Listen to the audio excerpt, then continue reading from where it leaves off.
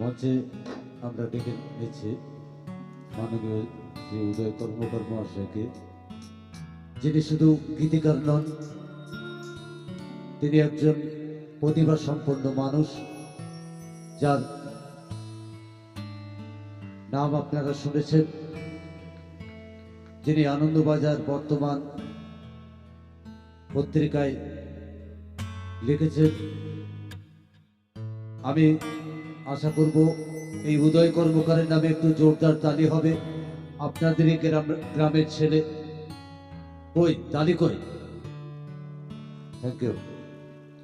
আজকের অনুষ্ঠান সম্পর্কে কিছু বলার জন্য আমি আহ্বান করছি মাননীয় শ্রী উদয় কর্মকার মহাশয়কে। নমস্কার।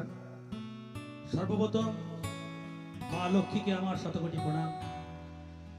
আমাদের সার্বজনীন লক্ষ্মী পূজা কমিটি দাননড়ির সমস্ত সদস্য এবং গ্রামবৃন্দকে আমার শুভেচ্ছা অভিনন্দন। সমস্ত যারা বয়োজ্যেষ্ঠ আছেন তাদেরকে প্রণাম। যে সমস্ত শিল্পীরা এসেছেন এই শিল্পীদিকে আমার অভিনন্দন। আজকে আমি এই মঞ্চে উঠতে পেরেছি, এটা আমার সৌভাগ্য।